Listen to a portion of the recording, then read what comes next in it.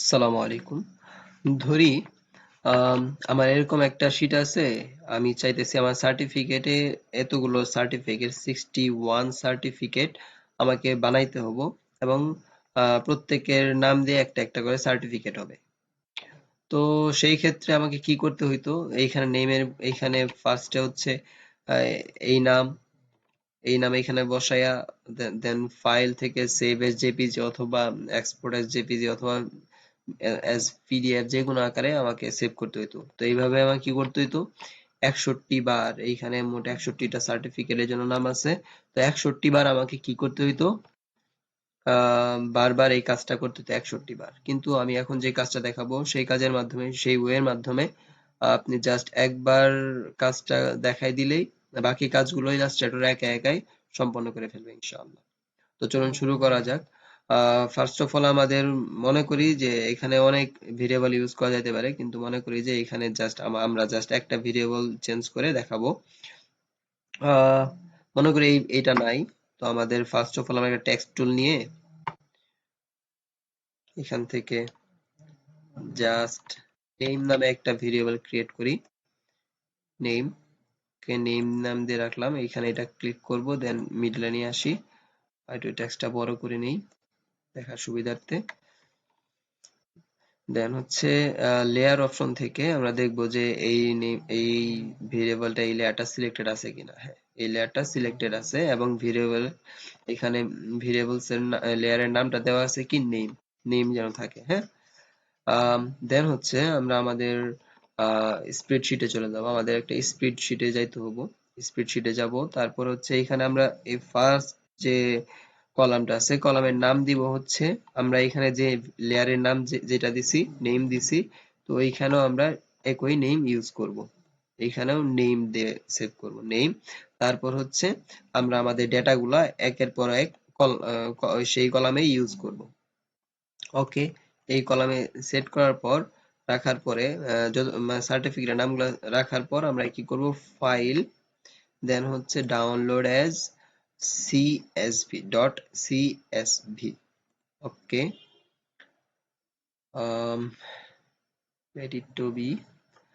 দেন হচ্ছে আমরা আমাদের ফাইলটা যেখানে দরকার সেখানে রেখে আসবো। এইখানে আমি সেভ করতেছি, সেভ। ওকে, ফাইল সেভ হয়ে গেছে। তো এখন আমরা কি করব? এখন উইন্ডোজ অপশনে যাব। এখান থেকে উইন্ডোজ থেকে ভেরিয়েবলস, উইন্ডোজ থেকে এই যে ভেরিয়েবলস অপশন আছে, এই ভেরিয়েবলস অপশনে ক্লিক করব। সরি, উইন্ডোজ থেকে এই ভেরিয়েবলস অপশনে ক্লিক করব। তো এইখানে এই যে এরকম একটা উইন্ডো দেখা দিবে, ভেরিয়েবলস। তো এখন হচ্ছে এই নেম, এই লেয়ার সিলেক্টেড থাকা অবস্থায় আমরা কি করব? এইখানে নেম, এই এই লেয়ার সিলেক্টেড থাকা অবস্থায় এইখানে ক্লিক করব, ভেরিয়েবলস এর এইখানে মেক টেক্সট ডাইনামিক। ওকে, করলাম। তো এখানে হচ্ছে ভেরিয়েবল নেমটাতে আমরা কি করব? নেম বসায় দিব, NAME। কারণ আমাদের ভেরিয়েবল নেম এবং এই কলামের যে নেমটা আছে এটা আমাদের সেম থাকা লাগবে। সেহেতু আমরা এখানে আমরা রিনেম করে নেম করে দিলাম। ডাবল ক্লিক করলে এখানে রিনেম করার অপশন আসবে, রিনেম করে দিলাম। ওকে, এটুকু শেষ। এখন হচ্ছে এখানে যে থ্রি ডট মেনু আছে, three dot menu three dot menu এখানে যাব। এখান থেকে load variable library, load variable library. Okay, এখান থেকে আমরা যে সিএসভি ফাইলটা আমরা করলাম, ডাউনলোড করলাম, এখান থেকে যে ডাউনলোড করলাম সেই ফাইলটা আমরা এখন চিনাই দিব, ডট সিএসভি। দেন দেন ওপেন, দেন ইয়েস। ওকে, এখন আমাদের কাজ হচ্ছে উইন্ডো, দেন আবার উইন্ডো থেকে আমরা অ্যাকশন নামে অপশনটা খুঁজবো। অ্যাকশন, এই যে অ্যাকশনস ক্লিক করব। ওকে, অ্যাকশনস, এটা হচ্ছে আমাদের অ্যাকশন উইন্ডো। এখান থেকে আমরা প্লাস আইকনে ক্লিক করব, create new action, create new action. এর আগে আমি একটা জিনিস দেখাই দিই যে আমাদের ভেরিয়েবল গুলা লোড হয়েছে কিনা। তো ভেরিয়েবল গুলো লোড হয়েছে, আমরা যে সিএসভি ফাইলটা আপলোড করলাম সেটা কাজ করতেছে কিনা। হ্যাঁ, আমরা ডাটা সেট 1 দেখি। হ্যাঁ, আবুল বাশার, এমডি আবুল বাশার। তো এখান থেকে এমডি আবুল বাশার হয়েছে কানেক্টেড। দেন আরেকটা যাই, এমডি ফারহান মনির রানা প্রান্ত। দ্বিতীয়টা, হ্যাঁ, এমডি ফারহান মনির প্রান্ত। ঠিক আছে, আমাদের ডাটা সেট লোড হয়েছে। তো আমরা যে কথাটা বলতেছিলাম, তো এখান থেকে আমরা কি করব, অ্যাকশনের অপশন থেকে ক্রিয়েট নিউ অ্যাকশন। অ্যাকশনের কাজটা হচ্ছে আমি যে কাজটা আমি লুপ আকারে বারবার করতে চাই, সেই কাজটা এই অ্যাকশন থেকে অ্যাকশন কি করবে, রেকর্ড করবে যে আমি কি কাজটা করলাম, সেই কাজটাই সে পুনরায় বারবার করতে থাকবে। তো সেটার জন্য আমরা কি করব, প্লাস আইকনে ক্লিক করব, আর যে কোনো একটা নেম দেই, সার্টিফিকেট নাম দিলাম।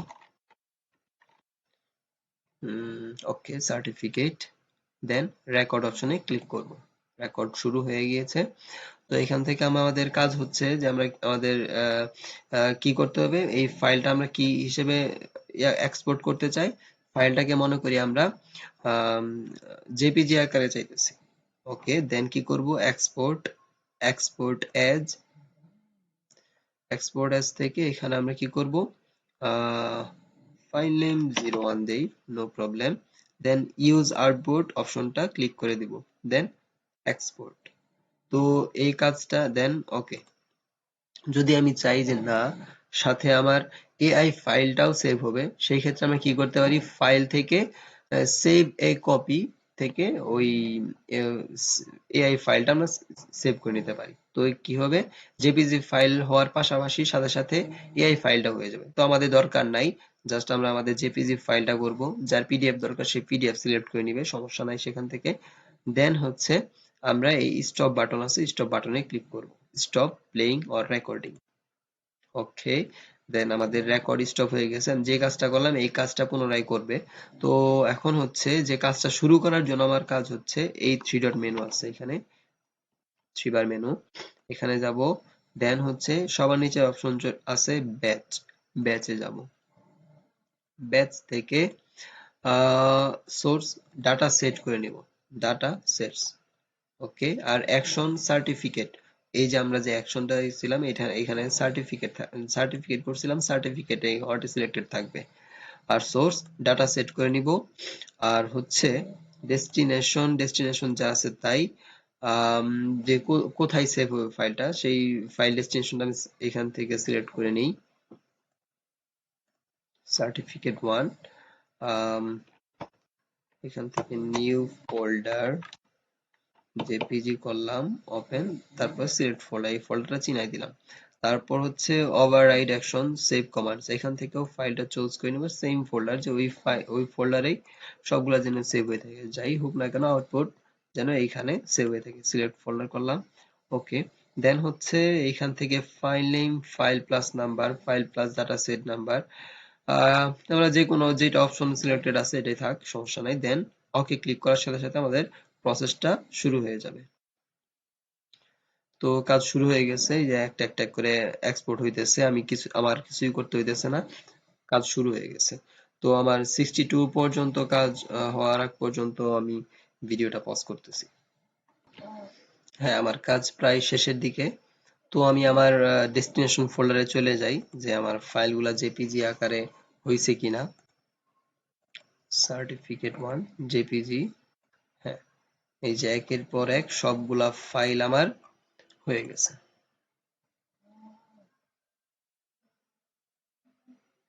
ওকে,